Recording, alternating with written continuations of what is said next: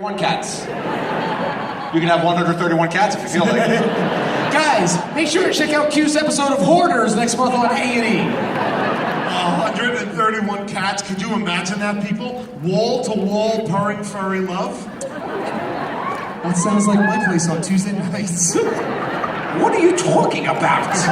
You know when you're talking this little silver thing, everyone can hear you. Is that when all your favorite A's come over?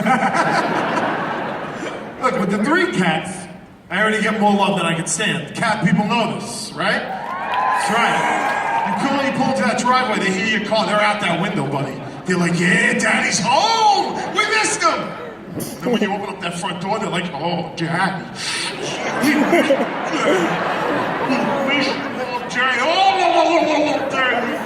Daddy. Did you just motorboat me in Radio City? It's an odd choice. Anybody else want to get out of here? I see that the exits are all clearly marked. Can you stop saying daddy? I can't because that's what I am. I'm their daddy. Stop it. I'm very uncomfortable.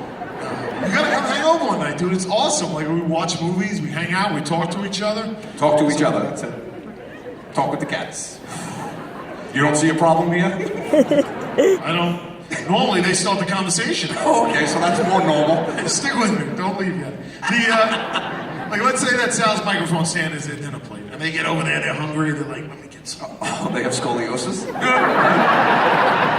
her that bad. Just told these good people I'm gonna be 40. That's as cat-like as I get. All right, they get over there, they see the dinner plate is empty, they start the conversation, they go, meow. They're Italian, they talk with their paws. You have Joe Pesci, Quasimodo cats around the house walking around.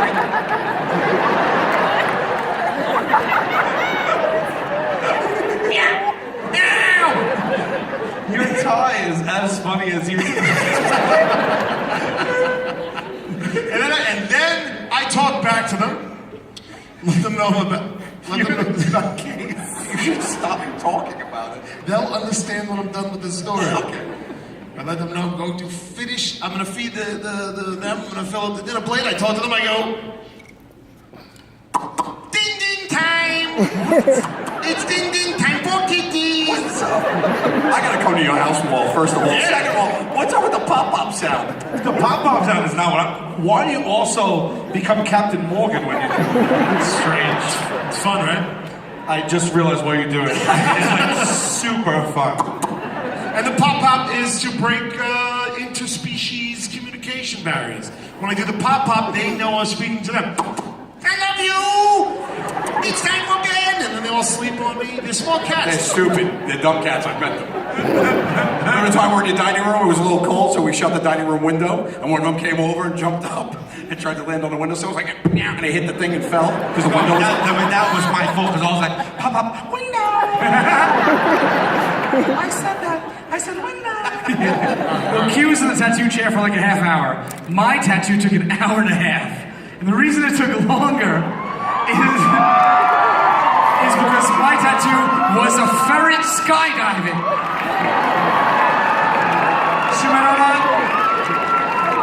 There it is. It don't come off. Did you leave the tag on your pants? You're gonna return those when the show's over? It says it warns me not to take it off like a pillow.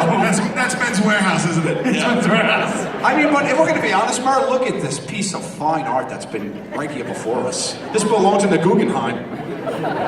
It's such a picture that's been painted by the artiste. The plane in the background, the clouds in the distance. The only difference is that ferret looks about 100 times more masculine than Murray didn't fall down the plane. I mean, that's only because the artist left out the tears that your sister over here cried the entire way down. He left out the tears, but he nailed the full-body adult onset psoriasis. Come on. That's no tattoo. Oh, that's not the tattoo. Oh, that's not the tattoo. Stop it. I have a problem with this tattoo. Here's what it is. Oh, I know my pants are open. I'll get to it in a second, okay? Here's my problem. Up until this TV show, I've never heard from anyone in my life that I look like a ferret. Frankly, I don't see the resemblance. Let's take a look at the side-by-side comparison, shall we? Don't look like a ferret! This ferret even has the same hairline as you! Come on, Radio City! Look how much much myrrh looks like this ferret? And my favorite part of this picture is that Murr didn't see the picture of the ferret and try to make a ferret-looking face. He took his picture 4 months earlier. Then we Google image searched ferret and his twin brother popped up. That is my natural resting face. You have resting ferret face? Fine, I look like a freaking ferret. Could have been worse though, because I could have been Sal Volcano that day in the tattoo parlor. It's worse. I'm happy to talk about it. I watched him finish after a half hour. He had a cat. I get it. I watched him finish after an hour and a half, and he had a ferret, and we all get it. He looks like a ferret. My tattoo took 3.5 hours. The whole time, I'm sitting in that chair in pain, wondering what did Joe Gatto put on my body for all eternity that really says Sal Volcano, like it captures my essence. When you think of me, you think of this. And then I pulled the bandage off.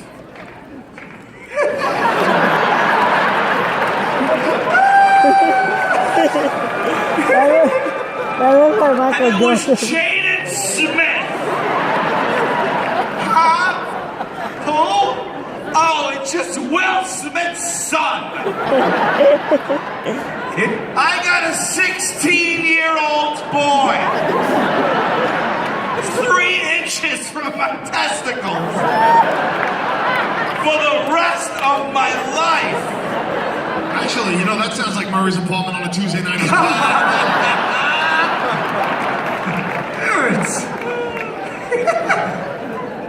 I had never even said the word Jaden Smith before I saw it and looked up and said, "Is that Jaden Smith?" I get why you're all laughing. You don't have a Jaden Smith. But you definitely have not considered my new reality, which is this. Every time that I am going to be intimate with a woman for the rest of my days, I got a decision to make. I could choose to tell her about Jaden before my pants come off. Or I could let her meet Jaden on her own. I did give you one hell of a pickup line though, buddy. You walk into any bar in America and be like, "Hey baby, you want to meet Jaden Smith?" Yeah. Where is he? He's close by. You can say we're attached at the hip. Look, it's like you're gonna take my pants off. Before you do that, wait. Before you do that, I gotta talk to you about something that's inside. I know it's something weird. So you know Will Smith's son?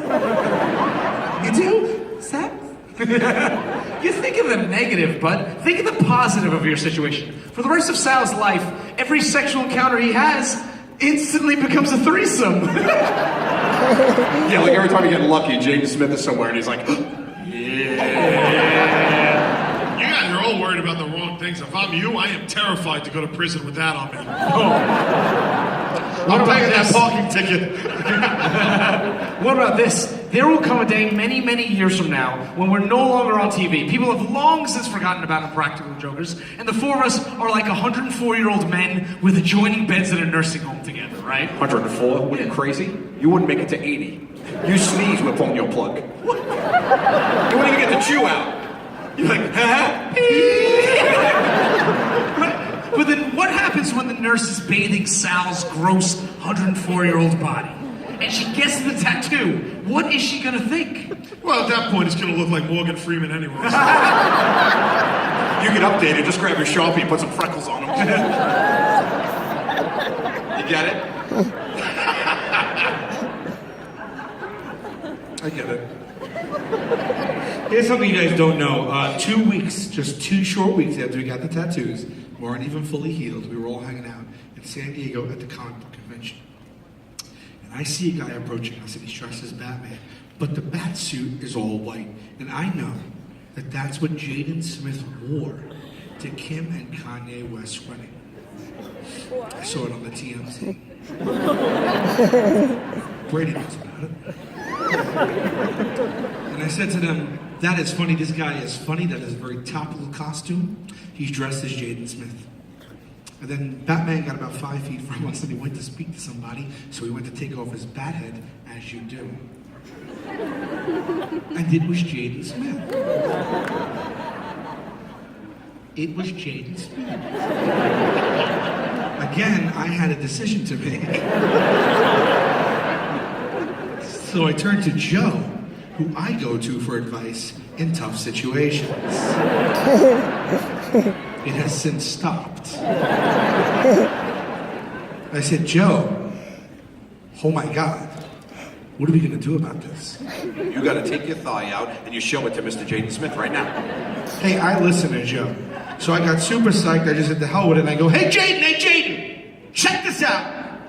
And I go to take down my pants, not thinking, and this huge security guard steps in the middle of us and goes, whoa! And I was like, oh my God, what? And he goes, what are you doing? I go, oh! It's nothing weird. I just have a very accurate portrait of that boy right on my thumb. Jaden really dug it too. He was really excited. It really happened. Jaden Smith looks like he just saw a 12-car pileup on the turnpike. The boy looks like he just took a fistful of acid. My favorite part about this picture is look how excited we are to meet Jaden Smith. And look how scared for his life Jaden Smith is. This is what our real lives have become because of this TV show. Our everyday lives outside of the show, hey, we keep having these crazy, strange, odd experiences. Well, I mean, that's because we used to just hang out and pal around, and now we just wait for us to do weird things so we can film it and show to you guys. Case in point, anybody here follow us on Twitter, on the Twitter? Okay, Minnie Mouse does, that's about it. For those, she'll know the story. For those of you that don't know, I'm a fan of professional wrestling, okay? The WWE and stuff like that, love it. Love it. And I befriended one of their wrestlers, Hornswoggle, over Twitter. It's a great sentence to say. I befriended Hornswoggle on Twitter. And we were going back and forth on private messaging. You know, direct messaging. Nobody could see it but the two of you. I said, hey, let me give you my phone number. We'll just text. Easier that way. Type my phone number, hit send. Did not send it on private message. What I did was put it on Twitter for my over 500,000 followers to just, call, say hi, send pictures of genitalia. That was me. Okay. Yeah, which you already had my number. I don't know why you waited for that moment. And I was upset, you understand? I had that phone number for a long time. So I turned to my friends for aid and comfort, advice once again. And instead what I got was their phones in my face and this video that you guys are about to watch. It's been my phone number for going on 8-9 years. I just accidentally put it on Twitter. I can't even.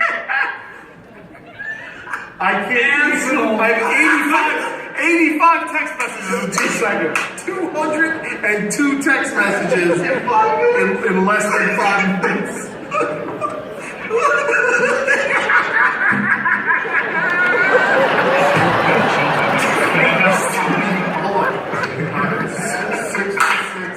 Did he give you the number? It's not. I can't even talk to him. I'm sorry. You got Hornswoggle. He was DMing Hornswoggle. 646-458-1408. That's it. And then I'll start right over.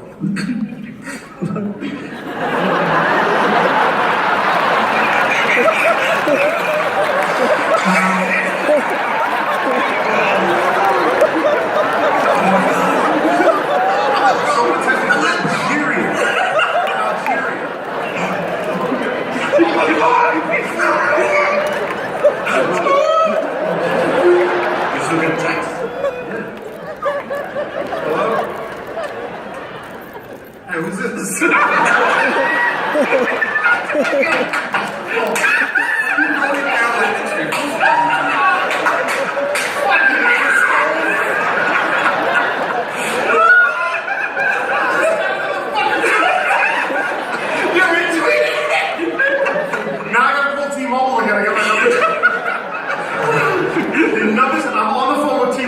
Again, customer service.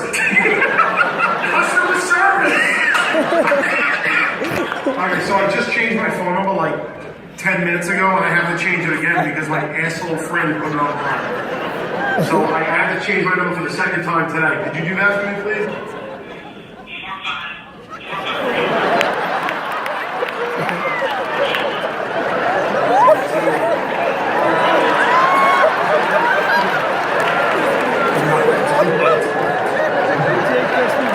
No, we didn't do it.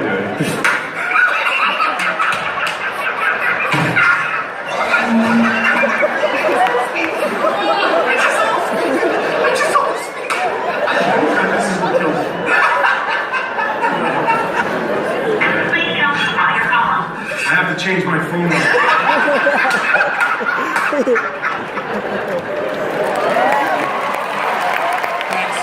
He did it to himself, to be honest. It's his fault. What is going on?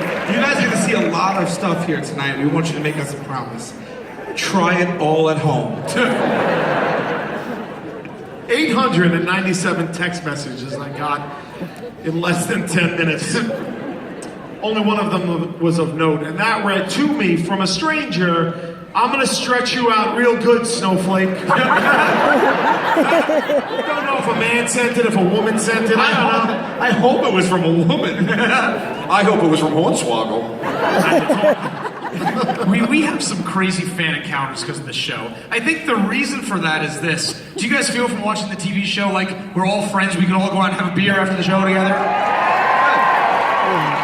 We're glad you feel that way because we are exactly the same in real life as we're on TV. Sometimes that works against us though. You guys get a little too comfortable with us. Case in point, not a week will go by that I'm out to dinner with at a restaurant and a fan will come up to my table and eat food off my plate.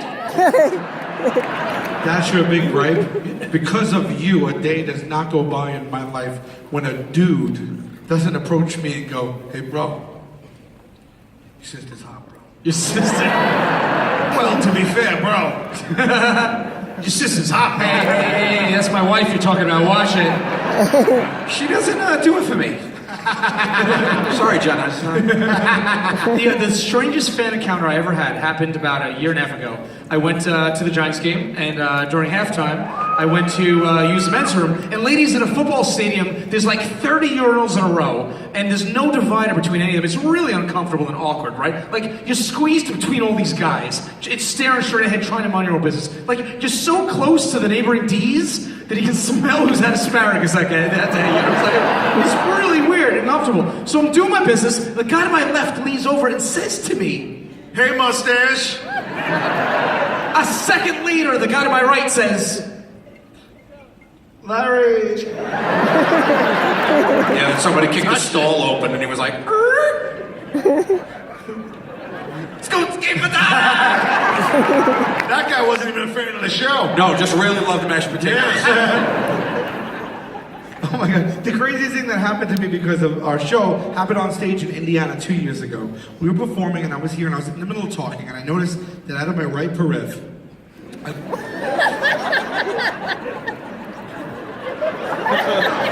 I can't breathe.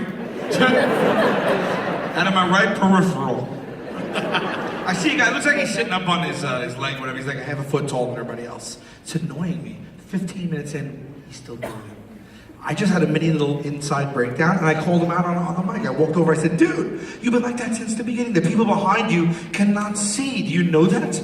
Are you that inconsiderate? They paid good money. Please sit down and be courteous so we can continue this show. And I walked back to the middle of the stage and everybody was cheering. It was a feel-good moment. Stuck up for us. It was like the score was like us 1, jerk off 0. And I went to speak, but before I could, he yelled out. And he said, I'm in a wheelchair! The score changed. It was the greatest moment of my life. The entire theater at the same time went, oh! You turned on me. It was mortifying. I tried to do a good thing. I didn't know he was in a wheelchair. Everything slowed down, slow motion. I saw a woman right in the front turn to her husband and go, he's in a wheelchair. And her husband was like, what? Oh, snap. Snap? Yeah, what year was it? 1992? Yes, her husband was like, all that and a bag of chips. Don't do it. You didn't do that last part. We got through the night. 1 year later, we're back in Indiana, completely different theater. I'm like, oh my God, I'm gonna tell this story. We can laugh about it now. So I'm telling it, and everyone's loving it. And I'm walking around, and like we're all like laughing and stuff. And so help me God, out of my left peripheral, I see him. He's back. And I was nervous. I wanted to positively identify him, but I didn't want to make it obvious. And then we locked eyes. And from across the theater, he does this to me. Yeah. Except he wasn't pointing at himself. He was pointing at his t-shirt that said, I'm in a wheelchair. Really happens. I had this t-shirt made so there's no confusion this time, Sal. Guys, come on! That is Ryan. Ryan ended up coming to a bunch more shows. And we have become friends since then. I'll tell you the takeaway for all of you and the takeaway for me. Don't come to my show if you're in a wheelchair. No. I feel like that's not the right message. Don't you dare show up. I feel like you should have learned something else from that experience. That's the message. I don't think so. Not the message. Don't think so. And you guys, anyway, are going on about like strange encounters that you guys have had with fans. How about strange encounters that fans have with us? Specifically, Joe Gatto. Oh yeah. If you see him in public and you go up and ask him for a photo, he'll oblige, but be on your tippy toes, because he has got a routine that he does almost every time. And you want to just show him? We'll act it out. You play the part of Joe Gatto. That's good casting. Okay. Fans? All right. Wait, Oh my God, it's Joe Gatto! Oh my God, I love that show. hot dogs, hot dogs. You didn't cast me. I want to be in the scene too. Hot dogs. You're a hot dog salesman? Your choice. You want a hot dog? We ate lunch, thank you. Hey fans, how are you? Dude, I'm so Team Joe. Man, dude, what if we get a photo? Take a picture. Can we get a Oh, photo? dude, man, we love you. We watch you every Thursday night. That whole TV. You are funny. That Q is very good looking, but you are funny. You just This is so awesome. Okay, on 3. So 1, 2. I'm so hard right now.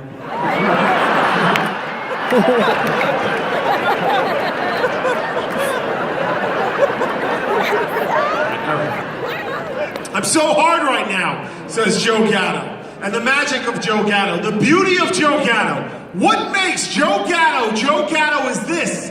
He's never gonna tell you he's kidding. You're gonna walk away like this. Oh my God! Did he? I think he said he was hard. Can we zoom in?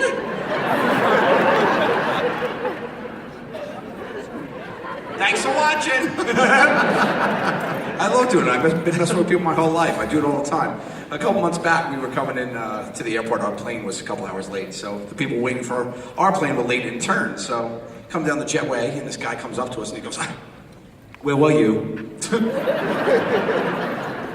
Like it's my fault that the plane's delayed. Like I'm Mr. Delta. So Mr. Delta runs the whole Delta airline. I was wondering if it was owned by Mr. Delta. Richard Delta. Yeah, he named the whole airline after And he himself. runs it, huh? Philly Delta. Philly Delta. Philly Delta. Good guy. Cool. So I'm there all of a sudden. I'm like, I'm gonna mess with this guy. And I'm like, dude, so sorry we were late. This Japanese fella got a chihuahua stuck up his butthole. He's like, what? This sumo wrestler was in first class on the red eye back from Tokyo, sitting next to a Mexican lady who had a chihuahua and a little sit-on carrier. He got up to go to the bathroom. The chihuahua escaped from the carrier. The lady was asleep. It was dancing on a seat. He didn't notice it when he came back. He sat down. Chihuahua right up the butthole there.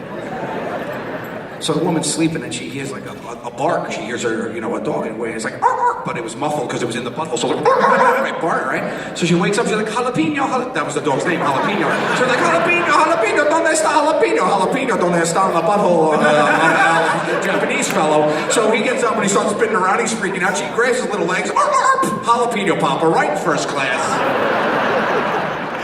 We were delayed. I'm so sorry. The dog's fine. You're going to be late getting to Des Moines. I'll see you later.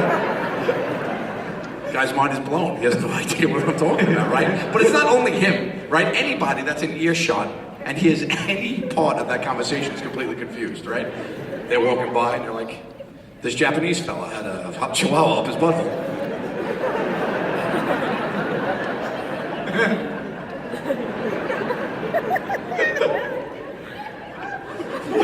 And they're going for him. He's nearsighted. He was looking at his watch. He realized his flight was like... So, you know, anybody, their mind is blown. They hear that little piece of the conversation and they take that as a truth. It's a game we play all the time and it's called Drive-By Conversations.